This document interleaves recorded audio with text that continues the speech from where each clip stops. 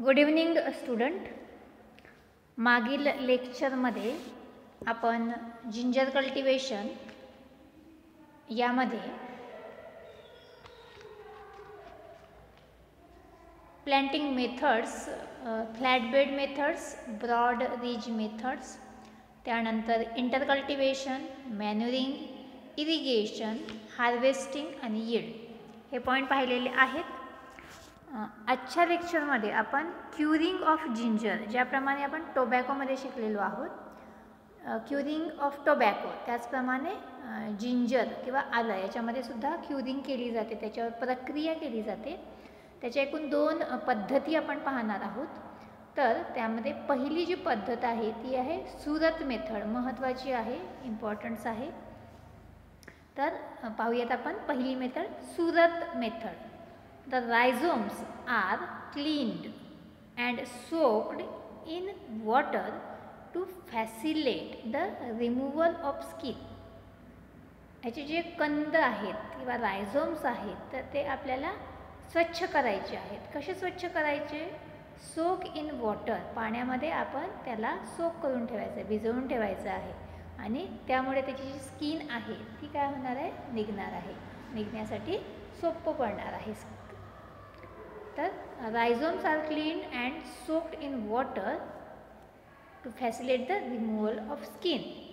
When the rhizomes become soft and peel easily are taken out of water.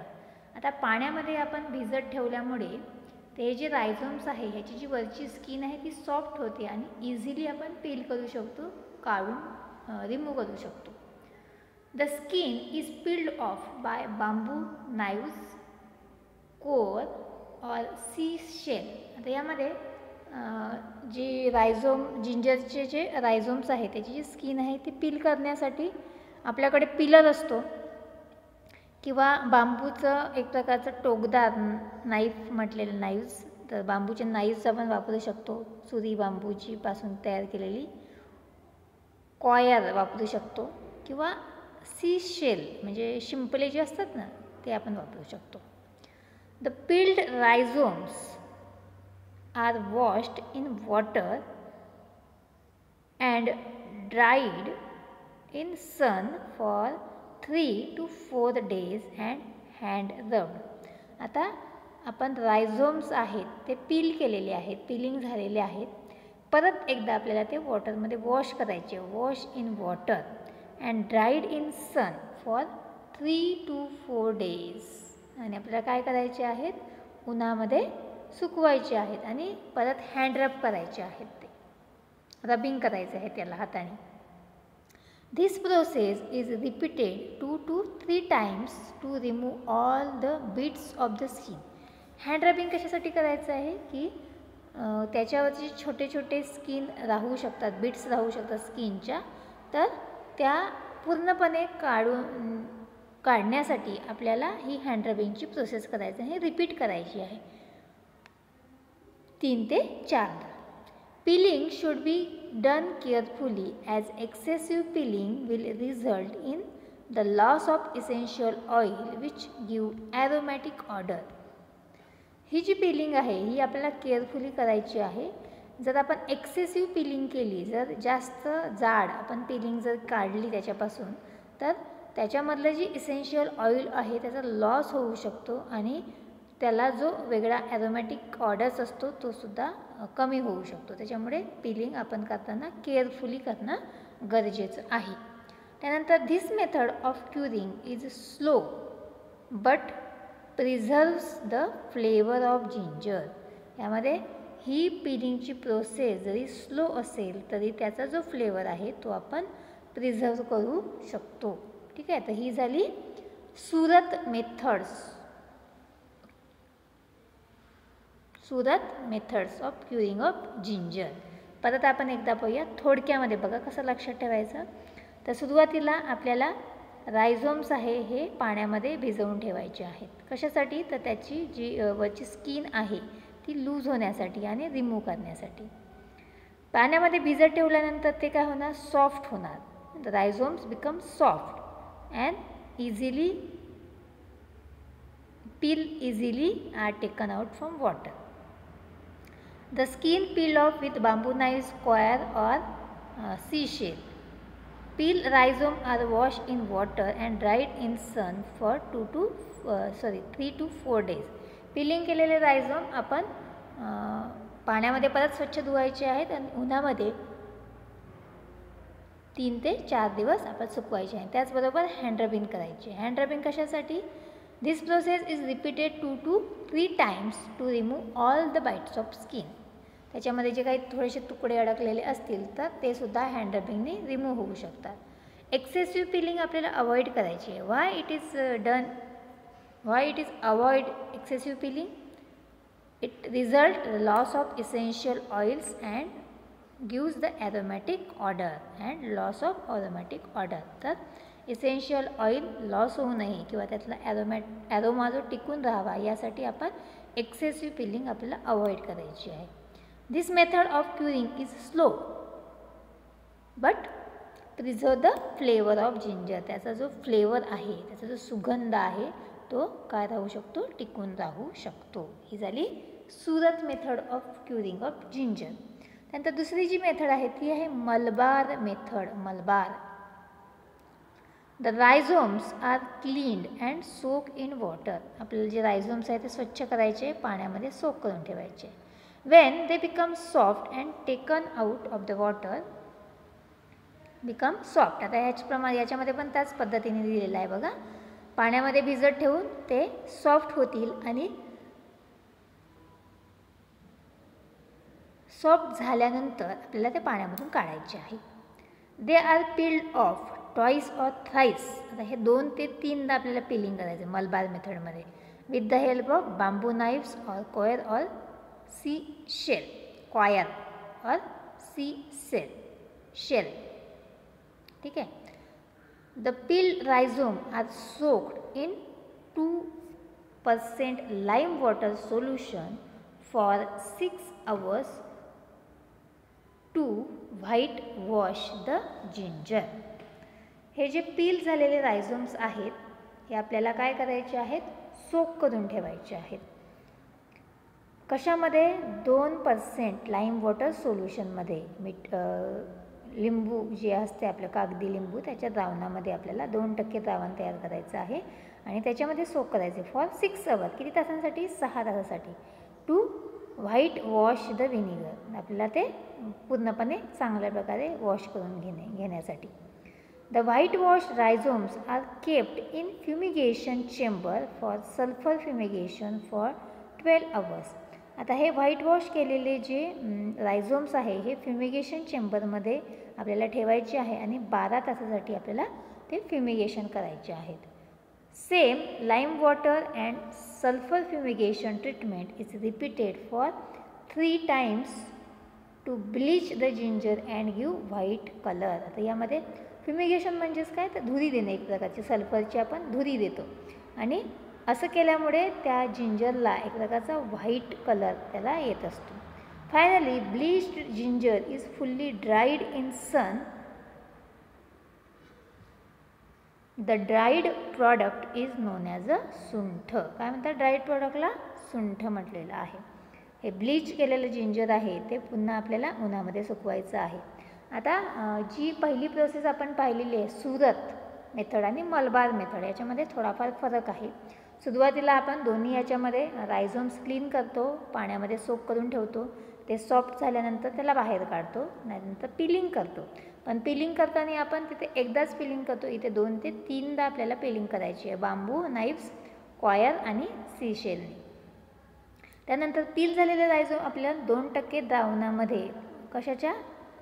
Lime वॉटरच्या 2% द्रावणामध्ये 6 तासासाठी आपल्याला ते बुडवून ठेवायचे आहेत, सोक करून ठेवायचे आहेत to white wash the vinegar. आणि हे व्हाईट वॉश झालेले जे व्हिनेगर्स आहेत रायझोम्स आहेत तर हे फ्युमिगेशन चेंबरमध्ये आपल्याला 12 तास ठेवायचे आहेत. आणि कशाचं फ्युमिगेशन द्यायचं आहे? सल्फरचं फ्युमिगेशन आपल्याला द्यायचं आहे. Same lime water and sulphur fumigation treatment is repeated for 3 times. आपल्याला ही जी फ्युमिगेशनची प्रोसेस आहे ही 3 वेळा करायची आहे आणि त्या जिंजरला आपल्याला ब्लीच करायचे आहे. Bleach the ginger and give the white colour. आपण याला व्हाईट कलर देणार आहोत. Finally bleach ginger is fully dried in the sun. आणि त्यानंतर आपण परत उन्हामध्ये ते वाळत टाकणार आहे आणि त्याच्यापासून जे तयार होणार आहे प्रोडक्ट त्यालाच आपण काय म्हणतो, सुंठ. काय म्हटलं जाते, सुंठ. त्यानंतर आपण पाहूया पेस्ट ऑफ जिंजर. त्याच्यामध्ये rhizome fly, shoot boring caterpillar, डिसीजेसमध्ये लिप स्पॉट आणि रायझोम रॉट. ज्याप्रमाणे टर्मरिकमध्ये आपण पाहिलेले आहे त्याच प्रकारचे पेस्ट आणि डिसीज सेम आपल्याला जिंजरमध्ये पाहायला मिळतात. आता पहिला जो पेस्ट आहे तो आहे rhizome fly. The maggots bore into the shoots and ginger plant and as a result the holes are found on the plants. Maggots bore into the shoots. कशामध्ये बोर करतात ते, शूट्समध्ये, फांद्यामध्ये जिंजरच्या. आणि त्याचा result काय येतो आपल्याला,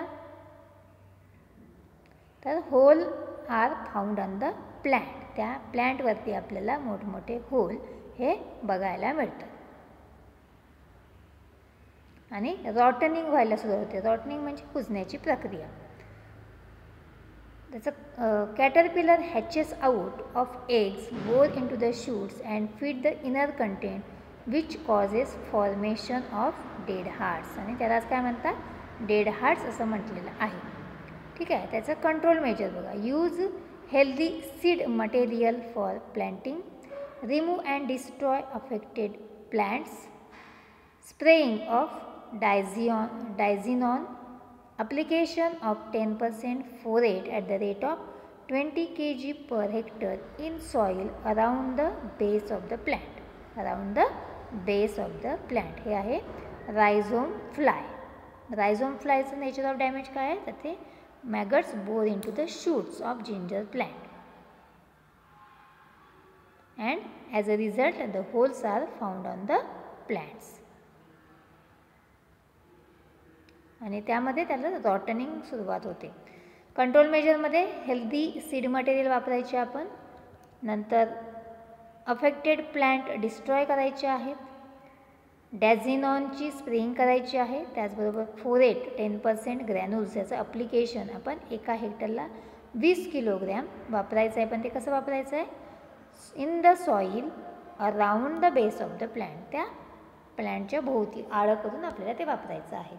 नंतर आहे शूट बोरिंग कॅटरपिलर. काय आहे, shoot boring caterpillar. Nature of damage, the moth lay eggs on leaves and other soft plant part. ह्याची जी मॉथ आहे, आता हे जे दिसते चित्र ते कॅटरपिलर आहे. याच्यापासून फुलपाखरू तयार होते, त्याला मॉथ म्हणतो आपण. तर आपण फुलपाखराचे पंख असे पसरट असतात, मॉथचे तसे नसतात. मॉथचे कसे असतात, असे जुळून असतात. The moth lay eggs on leaves and other soft plant part. G moth असते ती कुठे अंडी घालते, पानांमध्ये आणि काही जे भाग आहे सॉफ्ट त्या ठिकाणी ती अंडी घालते. The caterpillar hatches out of the eggs bore into the shoots. आता त्या अंड्यामधून कॅटरपिलर तयार झाल्यानंतर जी ही अवस्था दाखवलेली आहे, तर eggs out of the eggs bore into, ही बोर करते, bore into the shoots and feed inner content which causes the formation of dead heart. आतमधला कंटेंट त्याच्यावरती फिडिंग केल्यामुळे फॉर्मेशन ऑफ डेड हार्ट, त्या आतमधला भाग पूर्ण पोकळ होतो आणि तो सुकतो. कंट्रोल मेजर काय आहेत, remove affected shoots along with the caterpillar and destroy them. Remove affected shoots along with caterpillar. हे जे शूट्स आहेत ते रिमूव्ह करायचे आहेत आणि त्याला डिस्ट्रॉय करायचे आहेत. त्यानंतर सेकंड काय आहे, spraying of carbaryl 50 wettable powder at the rate of 1 kg in 500 litres of water. Carbaryl आपल्याला स्प्रे करायचं आहे 500 लिटर पाण्यामध्ये 1 किलोग्रॅम आपल्याला वापरायचं आहे. अँड त्याचबरोबर स्प्रेइंग ऑफ 0.04% एंडोसल्फान. एंडोसल्फानची आपण स्प्रेइंग करायची. Shoot boring caterpillar. त्याच्यानंतर इम्पॉर्टंट डिसीजेस ऑफ जिंजर. त्याच्यामध्ये आहे लिप स्पॉट. पानांवरती या ठिकाणी आपल्याला फोटोग्राफ्समध्ये दिसते, पानांवरती स्पॉट दिसतात. ठीक आहे.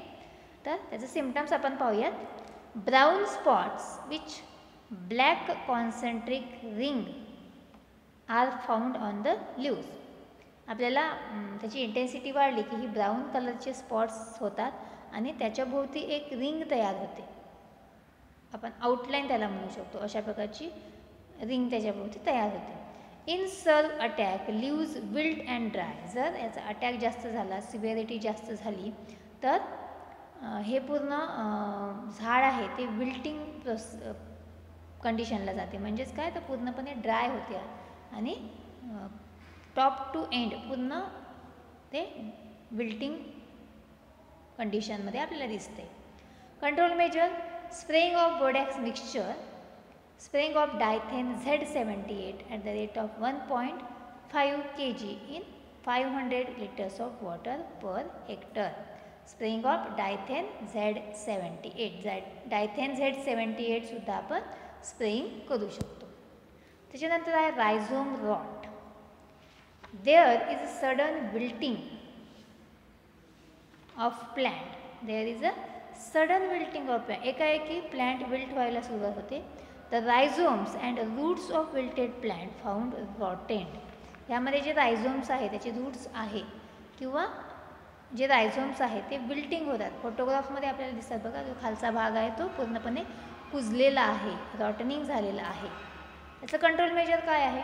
Drenching of soil with 1% सिरॅसॉन. सॉईलचं आपल्याला ड्रेंचिंग करायचं जमिनीमध्ये, सिरॅसॉन आपल्याला अप्लिकेशन करायचं आहे. Planting of disease free sets. जे आपण सेट्स वापरणार आहेत ते कसे वापरणार आहेत? Disease free. Spraying of borax mixture. त्यानंतर बोरॅक्स मिक्सचरचं स्प्रेइंग करणार आहोत. आणि शेवटचं कंट्रोल मेजर आहे अवॉइड वॉटर लॉगिंग कंडिशन. ज्या ठिकाणी पाण्याचं जर साचून राहत असेल तर पाण्याचा निचरा चांगला होणं अपेक्षित आहे, ते आपल्याला बघणं आवश्यक आहे. तर या रोगाचा प्रादुर्भाव आपल्याला कमी करता येईल. ठीक आहे. तर या ठिकाणी आपलं जिंजर कल्टिवेशन पूर्ण झालेलं आहे. यामधले जसे प्रश्न विचारले जातात तर सीड रेट किती आहे? 1000 ते 1200 किलोग्रॅम. नंतर प्रोपोगेशन कशापासून करतो? तर रायझोम्सपासून करतो. याचं बॉटनिकल नेम काय आहे? तर झिंगीबेर ऑफिसिनाले. जिंजर क्रॉप किती दिवसामध्ये मॅच्युअर होते? 7 ते 8 महिन्यामध्ये मॅच्युअर होते. आपण महाराष्ट्रामध्ये त्याचा प्लॅन्टिंग टाईम काय आहे? तर मे ते जून, हा लक्षात ठेवायचा. मेडिसिनल प्रॉडक्ट आपण तयार करतो जिंजर रायझोम्सपासून, त्याला काय म्हणतात? सुंठ असं म्हणतात. फॅमिली काय आहे? झिंगीबेरियासी. आणि जिंजर जे रायझोम्स आहे क्युअर्ड कोणत्या मेथडने करतो आपण? सुरत मेथड आणि मलबार मेथड. मलबार मेथडमध्ये आपण जे रायझोम्स आहेत ते 2% लाईम वॉटर सोल्युशनमध्ये डिप करतो. कशासाठी? For white washing. किंवा कुठल्या सोल्युशनमध्ये डिप करतो ते लक्षात ठेवायचं आहे.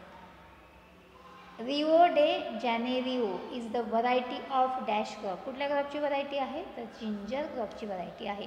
अशा प्रकारचे fill in the blanks questions आपल्याला विचारले जाऊ शकतात. तर त्या दृष्टीने आपण प्रयत्न करायचा आहे, त्या दृष्टीने त्याची स्टडी करायची आहे.